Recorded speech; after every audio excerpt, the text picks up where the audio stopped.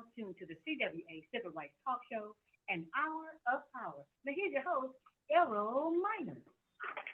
Good morning, human rights activists all over the world. Welcome back to Communication Workers of America, CWA, Human Rights Hour Power, Justice Field Hour Talk, Solidarity, and Worker Power right here on KYOK 1140 AM and the all-new 106.5 FM. If you're visiting the beautiful city of Houston, you can take us home with you on kyokradio.org. You can also listen and subscribe on your favorite podcast player by going to Apple Podcasts, CWA Strong app, Spotify, YouTube Music, iHeartRadio, and Podchaser, or search for CWA Hour of Power on your favorite podcast player. Thank you for joining us this morning on the CWA Human Rights Hour Power Radio Show. It's about us. That's right.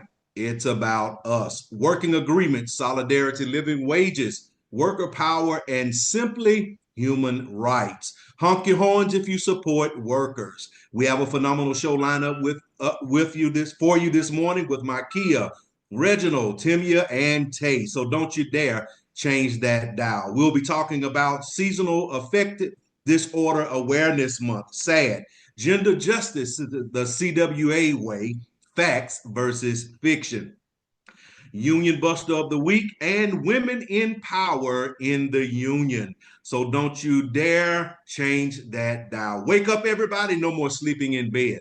Our union voices are ringing in every district from Alaska to Maine, Texas to Minnesota, Canada to Puerto Rico, because we don't play at CWA. Our union brothers, sisters, and siblings at the Pittsburgh Post-Gazette have been outside for 24 months striking on the picket lines. And yet, while they are out striking, they are still churning out the news with facts for you and me.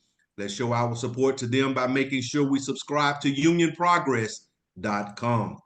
Once you subscribe to this free publication, how about going over and donating to their strike fund at cwa.org/PPG-donate. Why? Because when we fight, we win.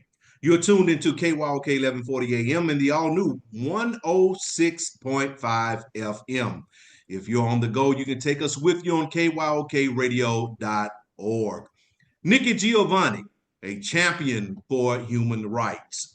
Nikki Giovanni is one of the most iconic figures in contemporary American literature and activism. Throughout her career, she has used her voice as a poet, educator, and public intellectual to challenge racial inequality, sexism, and other forms of social injustices. Giovanni's work reflects her fierce commitment to Black identity, civil rights, and human dignity, while also focusing on the intersectionality of race, gender, and class.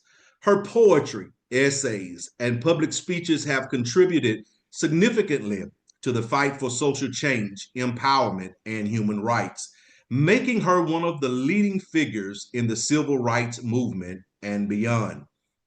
Nikki Giovanni was born on June 7, 1943, in Knoxville, Tennessee. Raised in a relatively affluent family, Giovanni experienced both the privileges and the pressures that came with being a Black woman in America. Her parents, both strong advocates for education, instilled in her the importance of learning, expression, and empowerment.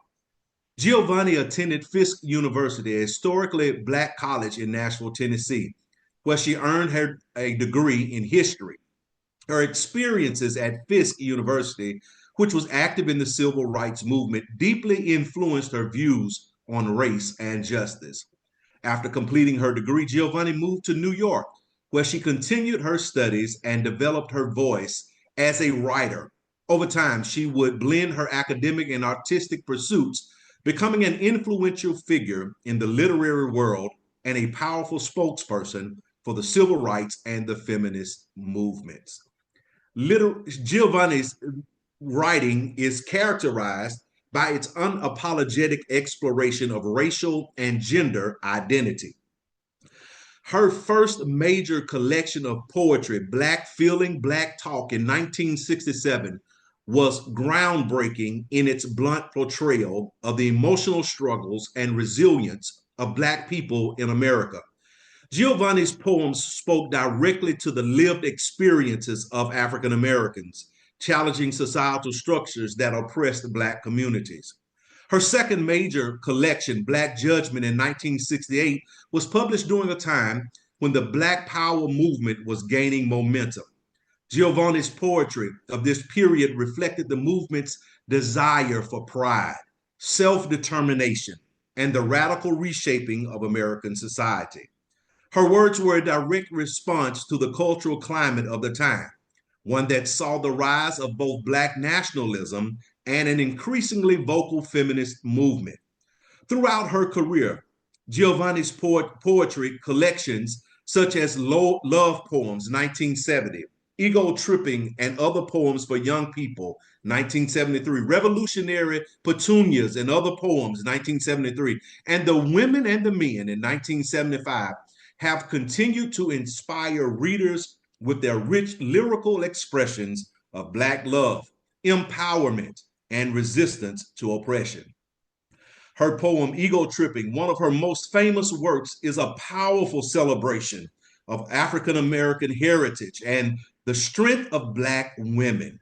In it, Giovanni writes of Black women's beauty, intelligence, and resilience, offering a bold counterpart to the prevailing negative stereotypes of Blackness that were prevalent during her youth.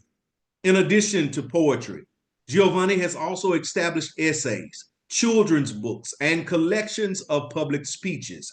Her 1976 essay, The Longest Distance Between Two People is a Good Book, remains a poignant reflection of the role of literature in fostering understanding across cultural boundaries.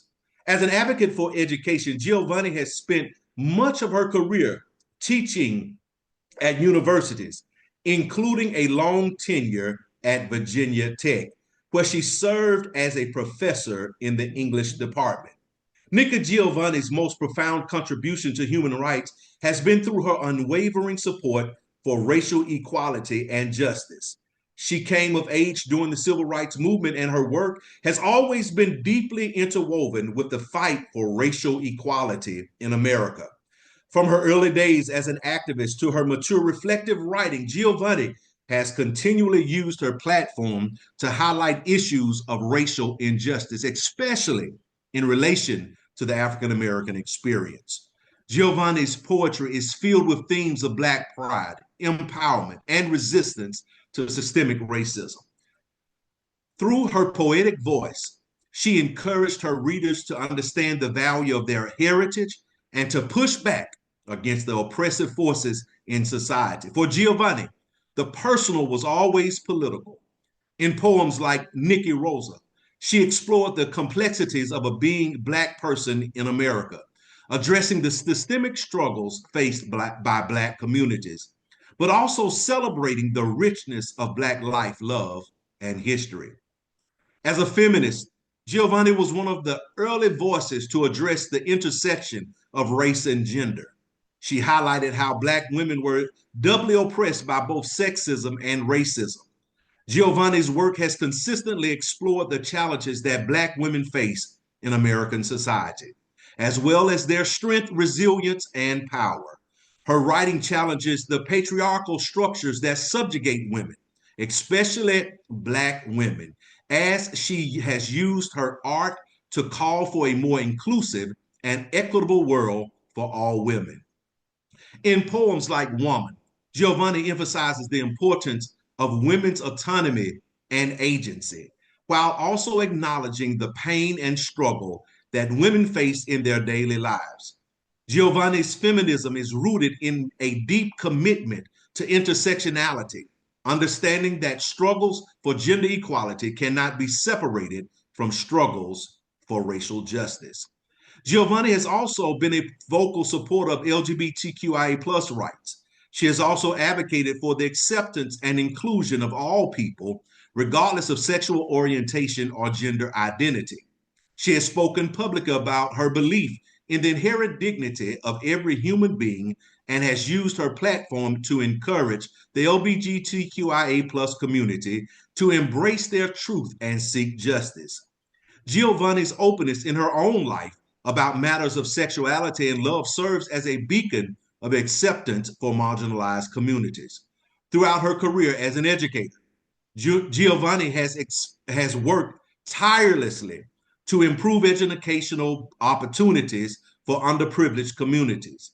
She has emphasized the importance of education in overcoming the barriers of racism, classism, and sexism, and has often spoken about the transformative power of literacy and learning. Giovanni's commitment to social justice extends beyond her artistic contributions. She has been an advocate for programs that empower young people, especially in disadvantaged communities, to pursue education and creative expression as tools for social change. As a professor, Giovanni has taught students to not only embrace their intellectual potential, but also to understand the role of art and activism in fostering change. She has been an inspiration to countless students, encouraging them to use their talents to improve the world around them. Nikki Giovanni's contributions to human rights have left an indelible mark on American culture and history. Her activism, advocacy for racial justice, feminist ideals, and commitment to education have made her a role model for generations of writers, activists, and educators. Giovanni's work continues to inspire readers around the world to fight for equality and to embrace their cultural heritage with pride and determination. Nikki Giovanni remains an active figure in American literature and activism, and she uses her voice in contemporary issues of race, gender, and social justice. Her impact is immeasurable as her words continue to inspire and call for action in the face of injustice.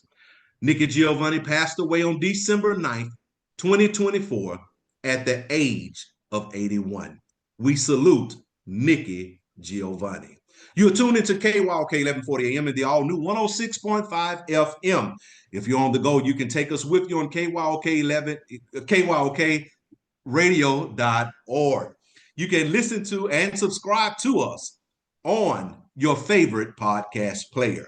CWA Strong app, Apple Podcast, Spotify, YouTube Music, iHeartRadio, and Podchaser. Or simply search CWA Hour of Power on your favorite podcast player.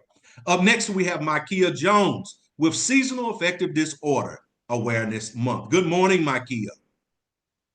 Good morning, and good morning, KYOK radio listeners. Now, I was supposed to talk about seasonal awareness disorder, but I'm going to throw an audible and I'm going to change it up a little bit because this month is Human Rights Awareness Month.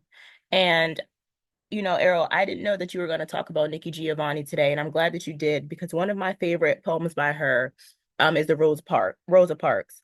And at the end of the poem, she says, "We're coming to sit with you, Rosa Parks. People black and white did say, we're coming to change America and bring equality here to stay."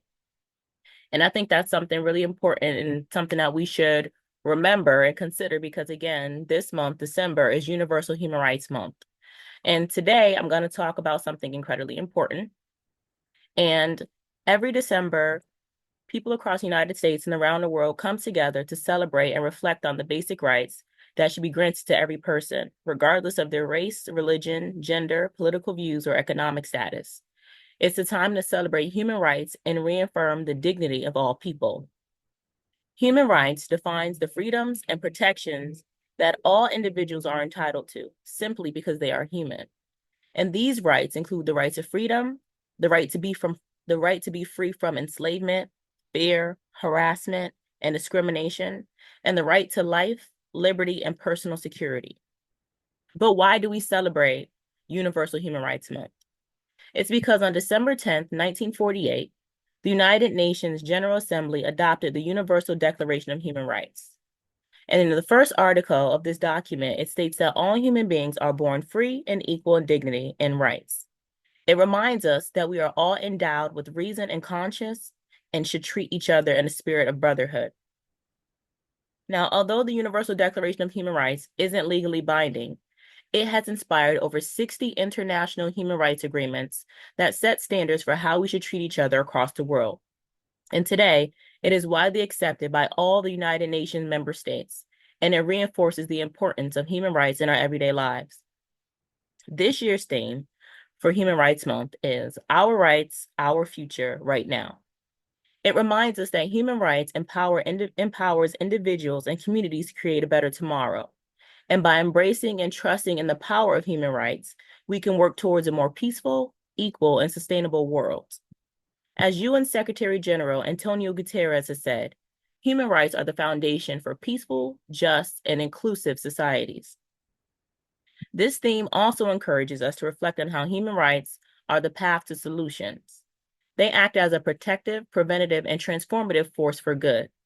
And in today's world, it's more important than ever to speak out against hate speech, correct misinformation, and stand up for what's right. One of the most significant actions we can take during Human Rights Month and beyond is to find common ground with the people around us. And we must remember that people of different cultures, backgrounds, and beliefs are still human. We should avoid the trap of dividing ourselves from others and instead take the time to learn about a culture different from our own. Embrace those differences, because by learning about and standing up for others, we promote equality, justice, and freedom. So this month and every month, let's encourage each other to come together and stand up for one another. This is the time to reaffirm our commitment to human rights for everyone everywhere. And I encourage all of you to take the time to read the Universal Declaration of Human Rights and reflect on how it impacts your own life and how you move throughout this world. Let's keep the spirit of human rights alive, not just this month, but throughout the year. So thank you for tuning in and listening to us for this past 10 months. And I hope you have a wonderful Universal Human Rights Month. Happy belated Human Rights Day, which was 2 days ago on December 10th, and happy holidays. Back to you, Errol. Thank you so much, Mikeia. You are listening to CWA Our Power Hour on KYOK 1140 AM and the all-new 106.5 FM. If you're on the go, you can take us with you on kyokradio.org. Good morning, Sir Reginald Small.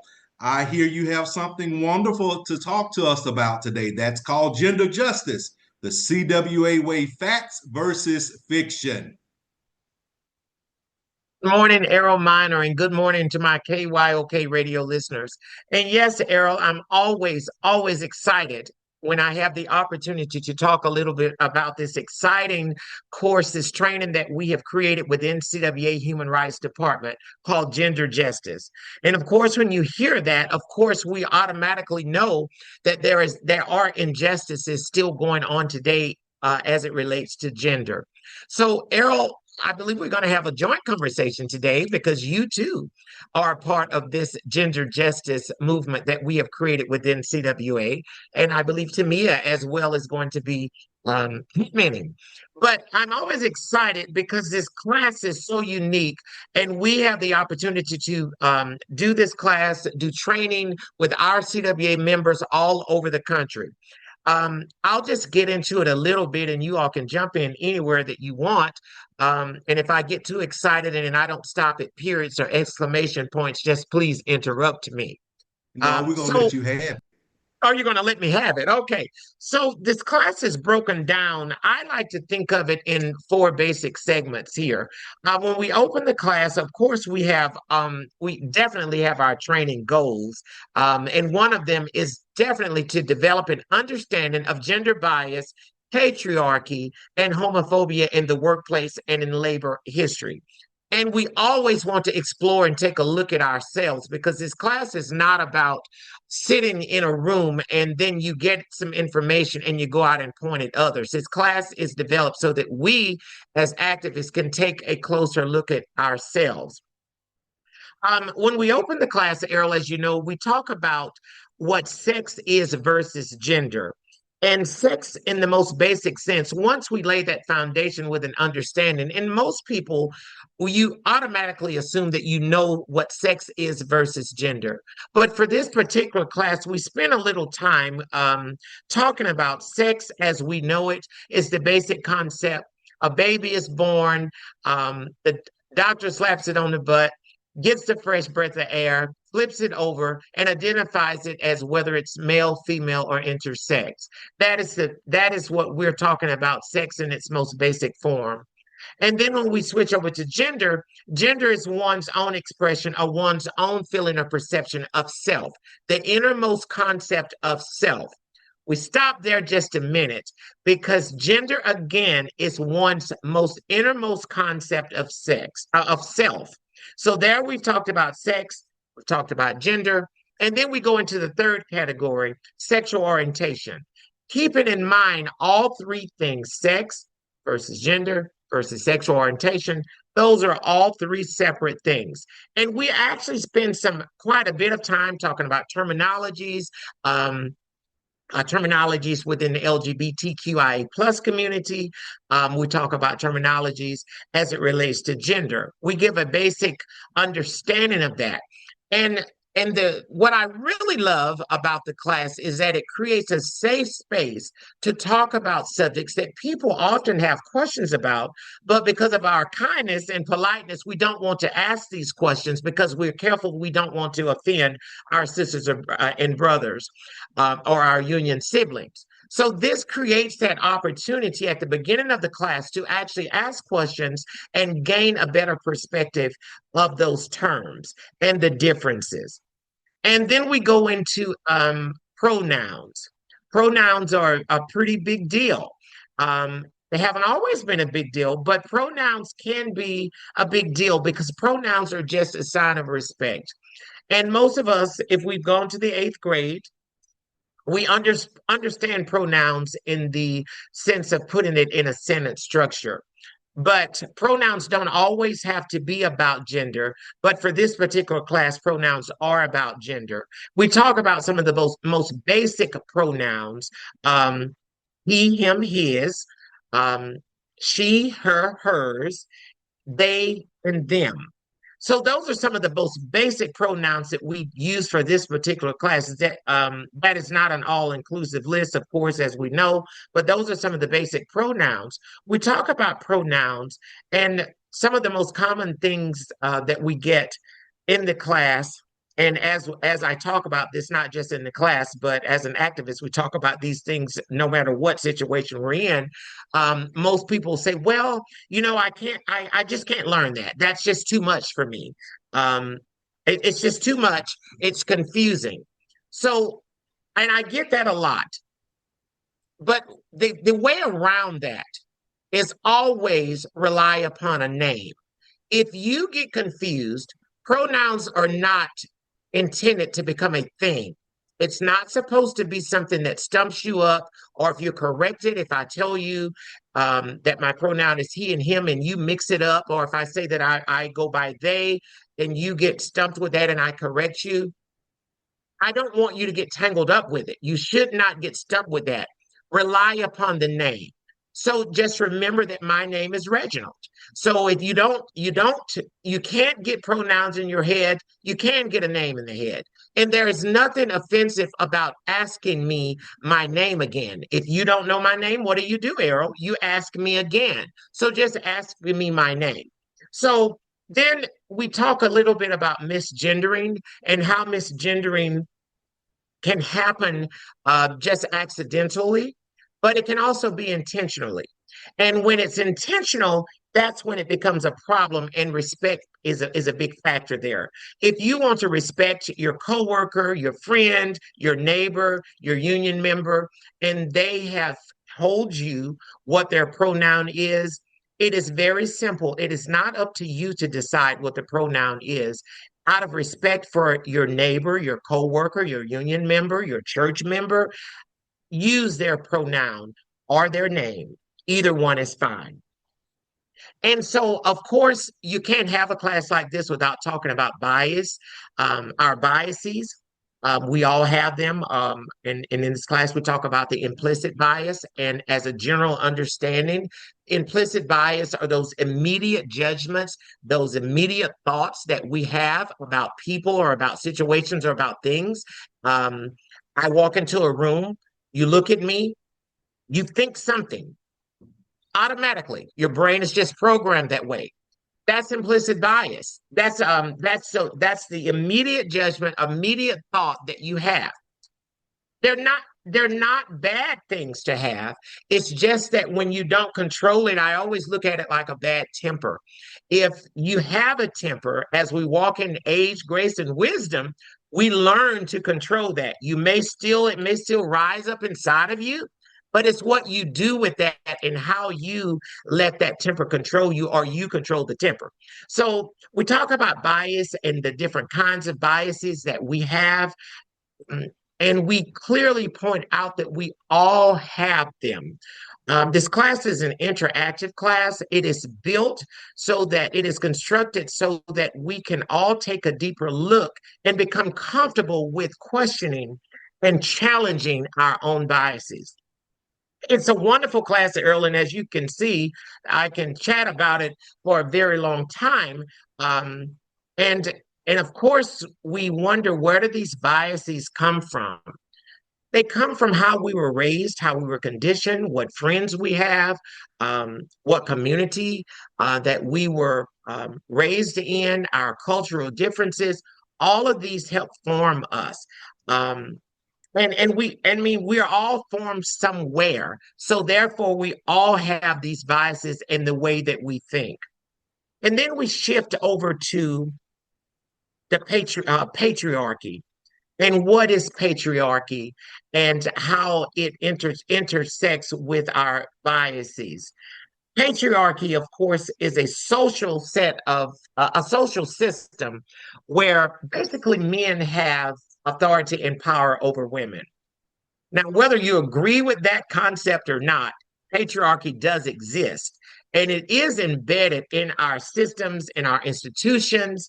Um, it's embedded in us. And it derives from a Greek word, which I wouldn't even dare try to pronounce, but it means the rule of men. And every household generally not, I mean, there are some exceptions to that, and I won't debate or argue the exceptions, but every person has something in their head or has been affected or conditioned by the patriarchal system. Personally, I know I had it because in my growing up, my mother would say to us if we acted out and she couldn't handle it, she says, "Wait till your daddy gets home. I'm going to tell your dad when he gets home." So that means that he had the ultimate say. And I don't know why she did that, because everyone knew that he was much more gentle than she was. But anyway, she would say that to us, which means that your daddy ruled this house, and when he gets home, he will set it in order. So that was one form of patriarchy. So why do we talk about these things in union, particularly in union?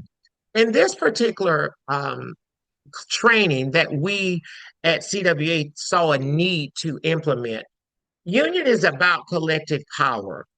Um, and if we don't understand the differences in people and why we are the way we are, collective power is out the window. So, in establishing collective power and stronger collective power, we wanted to tackle these issues and talk about them again in a safe space so that our union members could be comfortable, our union members could embrace each other and walk in the true sense of unity. And I strongly believe that this class has done that. You can also take this very same information, because we're not just union members and activists by day. You go home, you go to a community, you're running a house, you're running other organizations. This information can be used anywhere and everywhere. So, Errol, I just think this is a wonderful, wonderful class. Uh, it's a wonderful opportunity. If you're ever able to have this class, or if you want this class and you're listening, you may contact our Human Rights Department and we can send more information on it. And I think we can get the ball rolling. Absolutely. I just want to jump in there real quick. When you start talking about bias, our bias are like a fundamental, it goes back to our being and how we survived through being cavemen, what have you, how we survive, because our bias are rooted in our fears and what we fear and what in the unknown. It's just like another thing that we get our biases from is from the media. How many of us were afraid of sharks from watching the movie Jaws? The movie Jaws had the whole nation in a chokehold because we all thought we were going to go to the beach and get bitten by a shark. That is a bias. We had a bias through sharks. And a lot of sharks lost their lives during that time because people were afraid of them and people started hunting them and they started killing them. And that's something that unfortunately our biases have been portrayed onto people when we have biases and we're afraid of people. And I'm going to toss the mic to anybody else who wants to speak. And I just want to add in, so by being able to not only take the training first and learn from my peers, and then being able to give the training, a lot of what I notice is sometimes we are so afraid to admit that we have those biases. When we talk about them and we highlight them, there's so many people who just kind of get quiet because when you get in front of other people and we actually explain what bias looks like, you're like, oh, I walk into the grocery store and I show my bias, or I walk into this place and I show, but you don't know you have these things and in you because we grew up this way, or this is just normal for us to think this of another person. But this is the opportunity to learn something and take it back and teach someone else something. So everyone has that bias, whether you want to admit it or not, it's there in you. And I had to learn that too. I was one of those people. I don't have no bias. My family taught me that, we all look the same. I got in the class and I was like, ooh, y'all, I got a little more bias than I thought. So I think it's important to kind of, know what that looks like before you actually get in and be like, nope, I don't have this issue. Or I'm not biased. And not saying it's an issue, but I'm not biased at all. You have to actually know what that looks like before you can say that. And again, all of us have it, whether you want to admit it or not. You're absolutely correct. We all have biases, and I think all of us can relate to when we're running late to catch our plane, and they're just, and they just said, "Go ahead and sit wherever you want to sit," and then you have a seat that you know you might be uncomfortable. So all of us have those biases. But one thing that I have discovered in teaching this class and in taking this class um, was that gender justice is ever evolving. And even at work, in life itself, when you're out in public, um, you come across those teachings that we have learned about from the teachings of Mr. Small when he came to teach the class. And one of the things that we just got through dealing with uh, or coming to mind right now was how if someone can't say your name, they just give you a name. For example, in the gender justice classes, imagine your name is Elizabeth, but then someone says, "No, you don't look like an Elizabeth. I'm going to call you Sarah." That's disrespectful. Whatever my name is, that's what you call me. Take the time to learn how to pronounce. One of the worst things that I hate, I only have two consonants in my name. Um, but how do you get arrow, um, L out of arrow? I mean, Or Tamika out of Timia. Or Michaela out of my kid. But let me just tell you, You I know? spent about half my life, and you know what, Tay? We're not even gonna go there. I was gonna say, I don't. Start coming off I'm mute. not That's gonna. all. I'm gonna back out of this one. Just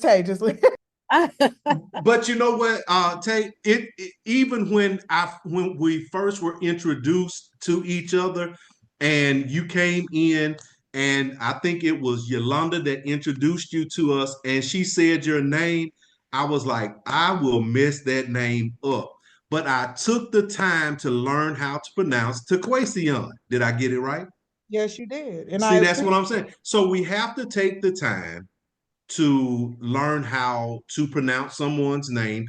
It is a level of respect. and that's what I'll talk about. A long time, that's what it was for me, is I didn't ever want anyone to not get my name right. So I always kind of just left it and I let people say whatever. But this training too, it's taught me, no, no, you correct them every single time. You say it right every single time. And I've learned that through one of the trainers. Again, like I said, I took the class, and that's what she explained, is when someone misgenders you, you need to correct them every single time. I don't mean to offend anyone, but I don't want to be offended either. So if you care about the people around you, you're going to take your time to learn these things. And I learned that as well. Again, like I said, you got to take these trainings to understand a lot of what's going on first. And I appreciate that I was able to be in the room and not be the trainer for once, so I can understand every view around me. And it was a beautiful thing to see the older generation and the new generation answer questions back and forth. It was an interactive training. So yeah, we give you a lot of information, but it's the connections that you have in these trainings that are the most valuable. To hear people who've experienced certain things and who've gone through something you've never gone through, but to think, did I have part in hurting someone? Did I have part in disrespecting someone? It's a beautiful thing to learn how we can correct these things. And this gender justice training is valuable, is very, very valuable. And I'm just grateful that I even was able to be in that training. So if you have not taken it, if you don't know anything about it, you should definitely look into more information about it. It's a great training.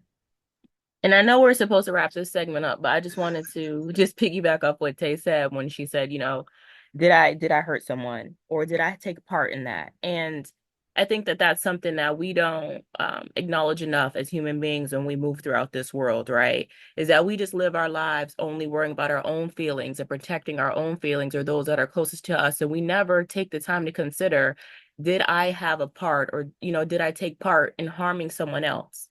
And I think as activists and as people and as human rights workers and as just union workers and as beings, we have to just minimize harm. There's a lot going on in this world, and I think it's super important for us to try to minimize the harm that we're putting out there. And that's all I needed to say. And I'm telling you right now, I have people texting me about their names of how people get it wrong and want to call them what they want to call. My text messages are just going off, and I believe people are really enjoying this information today. So that means that gender justice trainings are going on all over the country first quarter of 2025. That means that every local across the nation should be reaching out to your human rights department and scheduling trainers in every district across the nation. And again, remember too that our trainings aren't just specific to CWA members. Or, if you are from a different union or a community center or a church or whatever, and you feel like that this training would be impactful for you and helpful to you all, you can reach out to us too. And we'll be more than happy to come there and do a training there too, because this is the work for all of us, right? It's not just specific to labor unions. This is something that we all need to work on as human beings. So if you can call in now, be nice when you do it, but call in and let us know and talk about it, and we'll try to set something up. Right. And I'm glad you said something about that, because I've already given permission for some churches or organizations in Florida to come in January when I travel down there. So we're all excited about the gender justice training and the implicit bias trainings that will be being taught all over the country in the first quarter of 2025. All right, Reginald Small, our hat is off to you. You did a great job this morning. Anything else, sir? Nothing else. I have lots more, but we'll save it for another day. Thank you, And Harold Miner. it's lovely to have you back. We've missed you for the past 6 months. It's lovely to see you back at work on this fine Thursday. Exactly. Right. We're glad that you still remain Reginald Small. You still remain Reginald Small, and I'm just mighty glad to be here. That's right. He has been out and just leaving us hanging. Thank you so much, Reggie. Doing work. I know, I know. Wake up, everybody. No more sleeping in bed. Turn the volume up just a little bit louder to hear Miss Timia Wiley. What do you have for us this morning, Timia? Today, I got a little bit of a twist on our Union Buster of the Week. So, good morning, listeners. Good morning, Unionists. Good morning, family. Good morning, Saints. And good morning, Aints. Today, we're talking about something that affects all of us, but often goes unnoticed: the vital role of labor unions in advocating for workers who serve our communities. It's a topic that has a direct impact on families, social services, and the future of our state's workforce. A new report from us at CWA and the New Jersey policy perspective has brought a major issue to light. Declining staffing and increasing caseloads are seriously impacting the ability of social service workers to assist in New Jersey residents in need. And this is not just happening in New Jersey. This is something that's going on all across the United States. The report is titled Understaffed and Underfunded: Barriers to Effective Anti-Poverty Assistance. It sheds light on the strain facing social service employees across every state. The numbers are eye-opening. Between 2019 and 2023, nearly 600 CWA members working in social services were surveyed across multiple agencies. The findings are clear. Staffing levels have decreased by 3%, while caseloads have surged by a staggering 32%. So the staffing levels are down by 3%, but caseloads have surged by 32%. So what does that mean in practical terms? It means that workers are struggling to keep up with the demand, and families are in need or having to wait longer, sometimes much longer, to receive vital benefits. Taniqua Mullen, chair of CWA Welfare Council at CWA Local 1084, had this to say: our agency primarily services low-income families and is designed to assist with their financial struggles. But the reality is we're not being provided with the resources or the staff to do the job effectively. Understaffing is causing significant delays in getting anti-poverty assistance to those who need it most. Taniqua Mullen, a CWA leader and social services worker, speaks from experience. Her message is clear. Workers are dedicated to helping families, but without adequate staffing and resources, they're simply unable to do their jobs in a timely manner. And this is not just a problem for workers. It's a problem for all of us. When families can't get the support they need, it creates a ripple effect across entire communities. Delays in food assistance, healthcare coverage, and financial aid for low-income families can mean increased hardships for the most vulnerable in our society. But here's where labor unions come in. Unlike CWA, unions like CWA are not just fighting for better wages and benefits, they're fighting for the quality of services that we all rely on. Stephen Hernandez shared this: I became a social service employee to help people, to get them the same support I relied on when I served our country. But over the years, low pay and understaffing have caused a lot of stress. It's hard to give people the help they need when you're overwhelmed. Luckily, at Ocean County, we were able to negotiate a contract that raised starting pay and brought in new staff.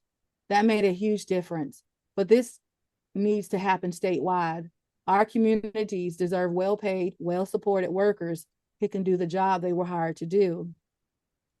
Stephen Hernandez, a social service worker and CWA member, knows firsthand the importance of fair pay and proper staffing.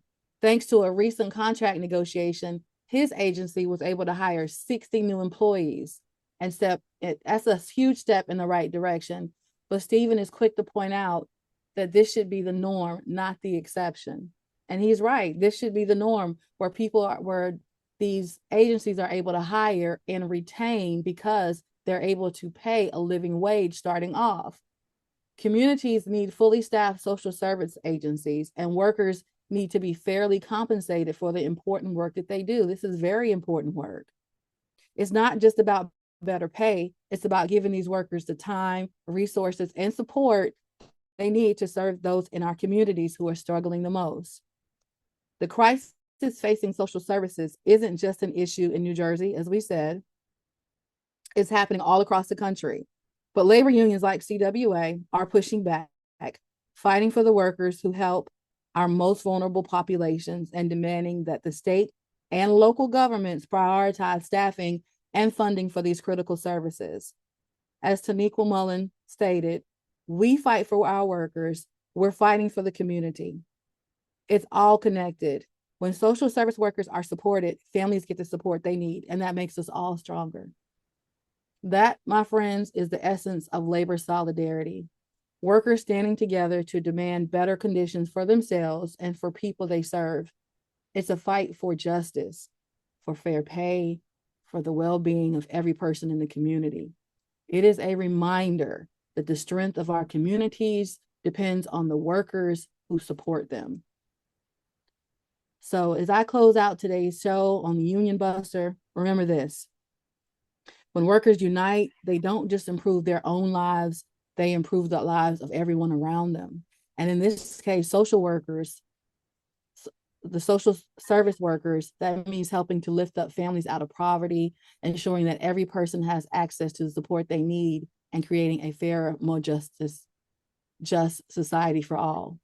So with all of that in mind, let me ask you all this. Do you think there are employers nationwide who try to bust unions among social service workers? I'll let you decide for yourself. Thank you so much for tuning in today. Please stay informed, stay engaged, and remember that there is solidarity and strength. And I'll see you next week on our next segment of Union Buster of the Week. Errol, back to you. Thank you so much, Timmy. You're listening to CWA Hour Power Hour on KYOK 1140 AM and the all-new 106.5 FM. If you're on the go, you can take us with you on kyokradio.org. Hey, Reggie, listen, I want to go back to something because I know you did the part on gender justice and everything, and then you start talking about patriarchy because all of that is a part of gender justice. So I just want to talk for a few moments on women in power in the union. Um, uh, Makia gave me this, and when she gave me this, I started doing a little research, and I think it's very powerful that we start looking at women in power in the union. When I was doing the research, I realized that there was a need for women in leadership positions within unions, and it's critical for fostering inclusivity, for addressing gender-specific workplace issues, and strengthening the overall labor movement. And here are some key reasons to why women in power in unions are essential. Number one, representation and advocacy. Women make up a significant portion of the workforce, particularly in sectors like healthcare, education, and service industries. And having women in union leadership ensures that policies and negotiations address issues that disproportionately affect women, such as wage gaps. And we have our pay guru right here on the radio show with us every Thursday, Makia Jones. Parental leave, harassment protections, and flexible work arrangements. And I really think that female leaders can better understand and prioritize workplace issues that are unique to women, such as access to childcare, pregnancy accommodations, and equitable opportunities for advancement. Not only is there representation and advocacy, women in power in the union are needed, but it also strengthens unions through diversity.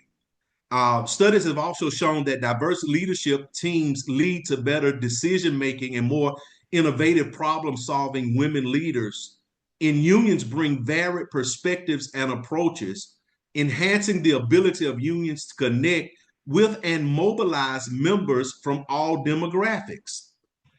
It also gives an increased representation of women, encourages greater union membership and engagement among women workers who may feel more confident in advocating for their rights when they see relatable leaders. And I know many of us have heard back in the day, if you will, behind every good man is a good woman. But it's not behind every good man, it's beside. And in today's times, it can be before. We need women in leadership positions, in power, in the unions, and it also promotes equity and empowerment. Female leaders serve as role models, empowering more women to step into leadership roles with unions and their workplaces. And this helps break down the systemic barriers to leadership for future generations. Women in power help drive broader equity initiatives, including racial and economic justice, which are integral to modern union movements. Not only that, it expands labor influence. Women leaders are often highly effective advocates in public policy and legislative arenas, championing family friendly workplace laws and broader worker protections. Leaders like Liz Schuler, AFL CIO, Sarah Nelson, AFA CWA, and April Verrett, SEIU, have demonstrated how women can lead unions to significant policy victories. Despite their contributions, women still face barriers to leadership in unions, such as underrepresentation in traditionally male dominated industries, gender bias, and a lack of mentorship opportunities. Addressing these challenges requires effective efforts such as leadership development programs, mentorship initiatives, and structural changes within unions. By elevating more women into leadership roles, unions not only reflect the diversity of their membership, but also enhance their ability to champion the rights and needs of all workers. The Communication Workers of America has a strong tradition of promoting gender equity and empowering women within the labor movement. Women in leadership roles and initiatives to amplify women's voices have been integral to CWA's work. And yes, I took the opportunity to call out a few of our women in power in our union. Women leaders are playing a pivotal role in national unions, transforming the labor movement to be more inclusive and dynamic. Our own Amina Salam, CWA Secretary Treasurer, has emerged as a pivotal leader in fostering unity and addressing division within labor movements. During the legislative and political conference, she led the panel fighting back against attempts to divide us, focusing on issues affecting marginalized communities, including women, and emphasizing the importance of solidarity and inclusive organizing strategies. Our very own Yolanda Pearson, Executive Vice President of CWA Local 3204 and the National Women's Committee representative for District 3, exemplifies grassroots leadership. She was recognized by AFL-CIO during Women's History Month. She has worked extensively to promote social justice, labor rights, and equity. And Yolanda also serves as the president of the Atlanta chapter of the A. Philip Randolph Institute and holds roles in various community and labor organizations. And I know somebody else want to talk about somebody else that we all know and we all pull on and we all report to. And that's Miss Angie Wells. And I know that all of us can talk about Angie Wells because Angie is our CWA's Director of Human Rights, Education and Health and Safety.